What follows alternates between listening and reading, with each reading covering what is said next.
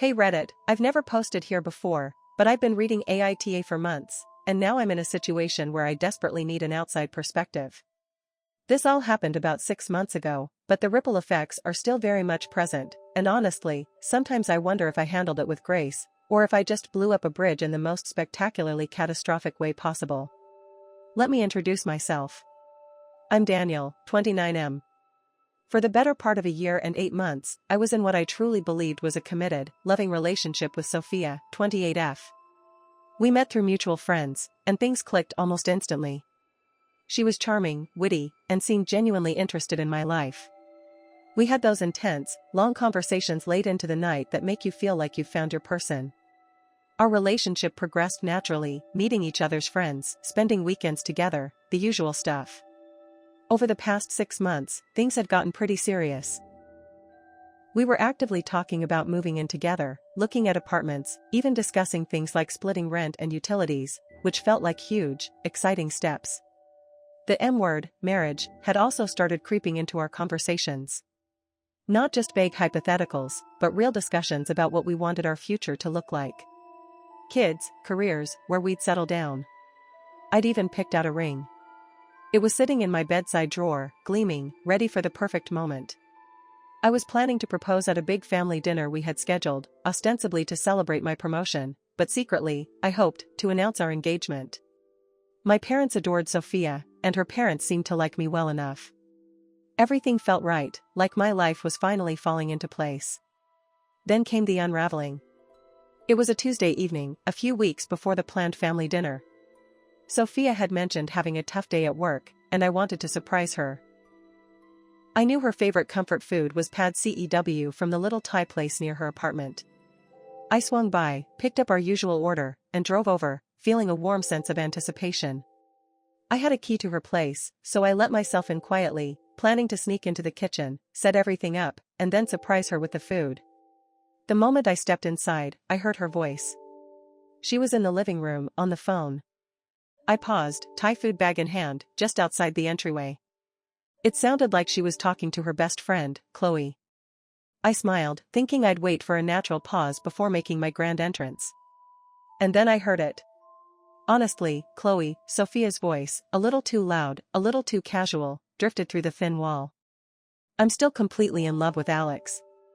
Like, totally head over heels. My blood ran cold.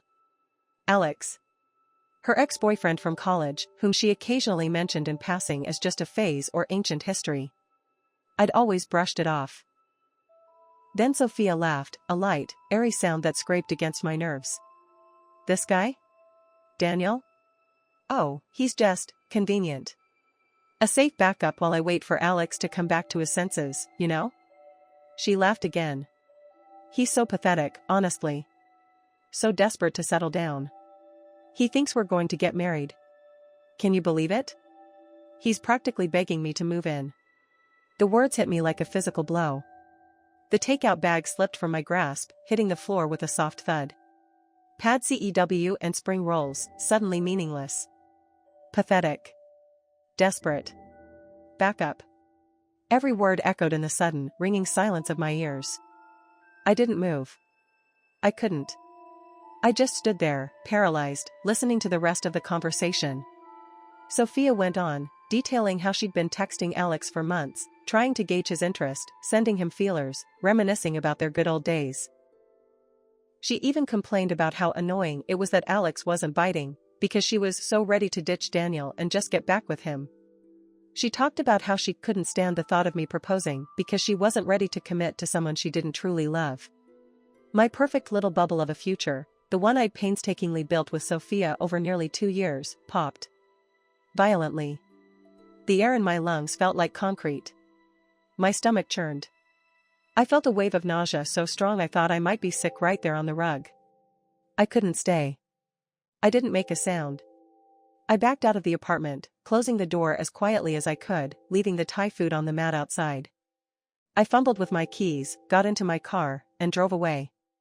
Not home, just away. Anywhere. That night was the longest of my life. I drove for hours, aimlessly, the words looping in my head. Backup. Pathetic. Desperate.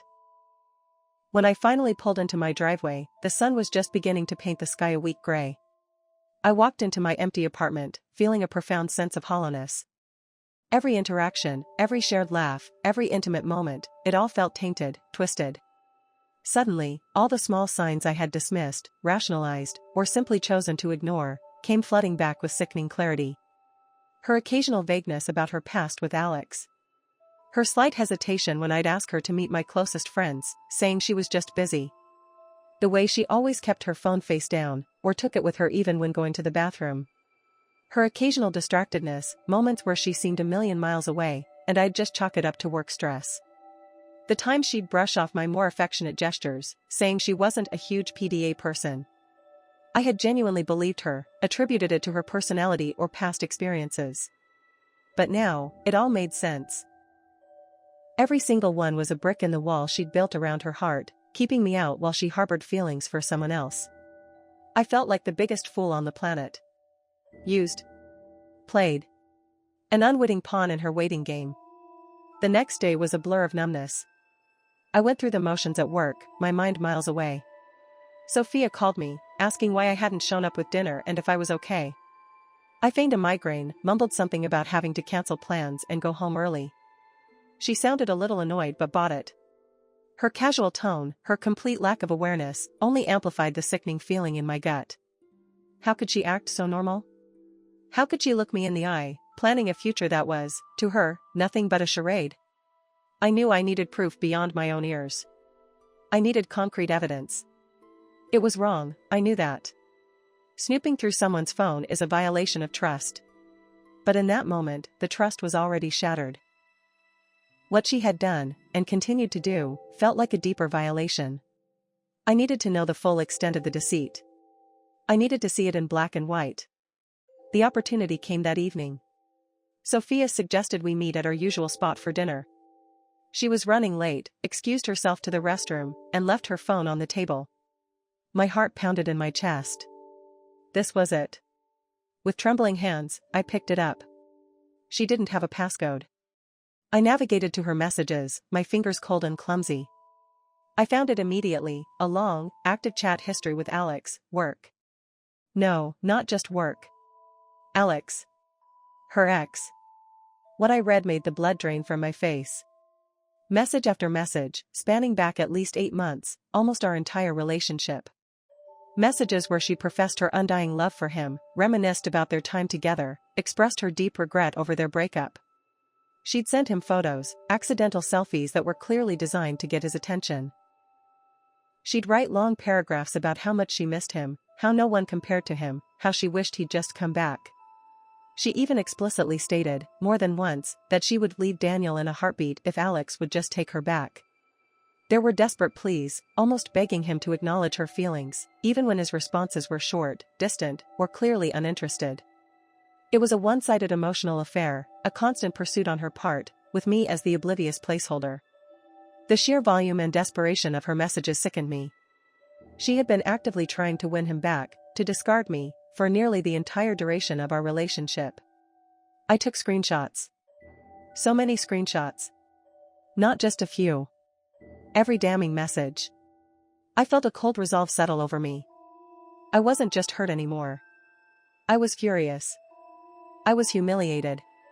And I wasn't going to let her get away with it. The family dinner loomed. The one where I was going to propose.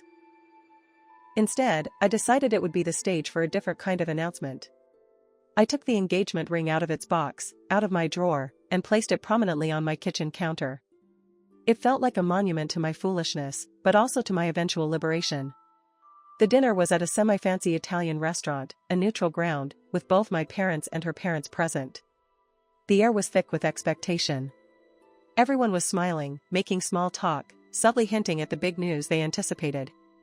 Sophia, blissfully unaware, was animated and charming, playing the part of the perfect girlfriend. It took everything in me not to look at her with contempt. We ordered appetizers, and the conversation flowed around superficial topics. My parents brought up my recent promotion, which was the official reason for the dinner.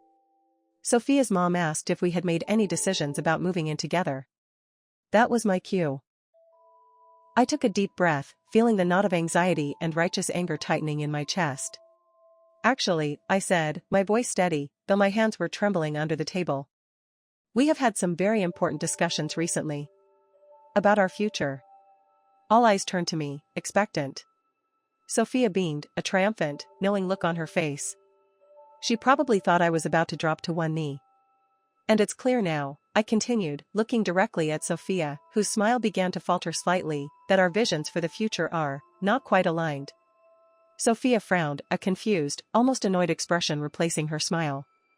Daniel, what are you talking about? She whispered, probably thinking I was messing up the romantic surprise. I ignored her. My gaze swept across the table, taking in my parents, her parents, then back to Sophia. Sophia, I said, my voice louder now, carrying across the table, I think we need to talk about Jacob. The entire table went silent. Her parents exchanged confused glances. My parents looked bewildered. Sophia's face went completely ashen. Her eyes widened, a flicker of pure panic in them. Jacob? Her father asked, clearly baffled. Who's Jacob?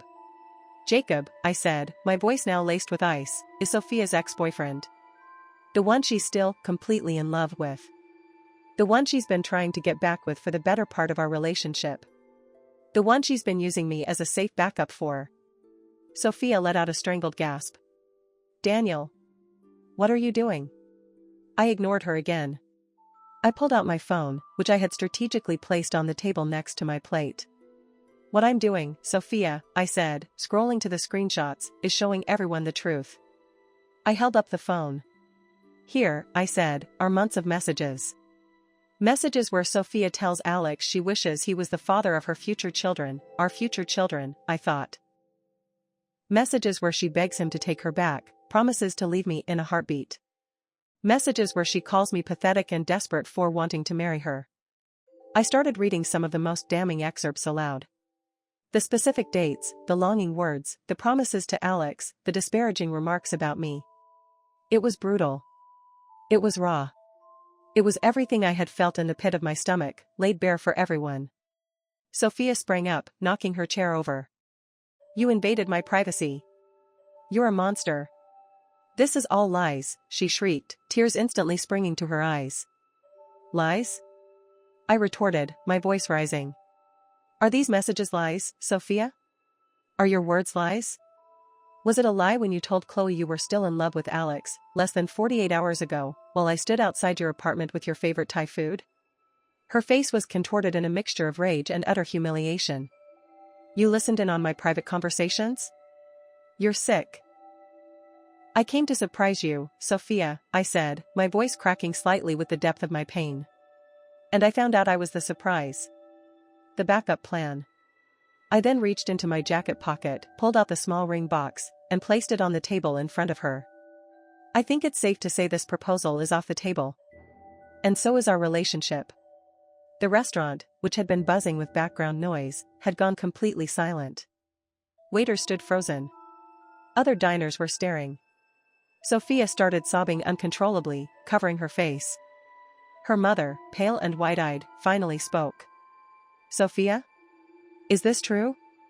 Sophia just shook her head, unable to speak, still sobbing. My dad, bless his heart, put a hand on my arm. Daniel, son, are you sure? I'm sure, Dad, I said, looking at him, then at Sophia's parents. I'm sorry you all had to find out this way. But I couldn't let it continue. Not when I was about to ask her to marry me, and she felt like this. The rest of the night was a blur of shouting, tears, and accusations. Sophia's father, a quiet man, looked utterly devastated and ashamed. Her mother was torn between comforting her sobbing daughter and demanding answers. My parents, after the initial shock, rallied around me, their faces a mixture of sorrow for me and cold anger towards Sophia. Sophia's parents eventually took her away, a sobbing, humiliated mess. My parents stayed, picking up the pieces, apologizing profusely for everything, as if it was their fault. I just felt empty. And strangely, incredibly, relieved. In the days that followed, Sophia tried every manipulation tactic in the book. She sent me furious texts, claiming I had embarrassed her and ruined her life. She called me a vindictive monster for exposing her secrets. She even tried to spin it to mutual friends, claiming I was unstable and had fabricated stories because I couldn't handle rejection. She tried to cry to my parents, begging them to convince me to take her back, saying she made a mistake and loved me truly. But I stood firm. The public nature of the breakup, as painful and embarrassing as it was, had been strangely liberating. There was no going back, no room for her manipulations to work their magic behind closed doors. Everyone knew. And because everyone knew, I didn't have to fight her on the narrative. The proof was undeniable, and her family, especially, was deeply disappointed in her. Her father even called me later, quietly, to apologize for his daughter's behavior. The initial weeks were tough. Heartbreak doesn't just vanish. I mourned the relationship I thought I had, the future I'd envisioned. But slowly, a sense of profound relief began to settle in. The burden of unknowingly living a lie was gone. The constant, subtle anxiety I hadn't even realized I was carrying, that feeling of something always being slightly off, it lifted. I focused on myself. Reconnected with friends I'd inadvertently neglected. Picked up hobbies. Went to therapy, which helped me process the betrayal and understand the unhealthy patterns I'd allowed myself to fall into. I learned to trust my gut again. Sophia continued to reach out for a while, sporadic texts, an occasional call, but I never responded. I blocked her on everything. I learned that sometimes, the most powerful thing you can do is to walk away, cleanly and completely, from a relationship that sees you as anything less than everything. Now, 6 months on, I'm in a much better place. I'm healing. I'm stronger. But the question still lingers, especially when I revisit that night in my head. The public confrontation was brutal. It humiliated Sophia, humiliated her family, and caused a huge scene that ruined an expensive dinner. I could have broken up with her privately. I could have just shown her the texts and walked away quietly. But I was so hurt, so angry, so fed up with being her unwitting fool, that I chose to make sure everyone knew the truth, especially since they were all expecting a happy announcement. I felt like I had a right to expose the lie that was about to ensnare me even further. So, Reddit, considering the context of nearly 2 years of emotional manipulation and being used as a placeholder, was I the asshole for making such a public, dramatic scene at that dinner? Or was it a justified, albeit harsh, act of self-preservation and truth-telling? AITA?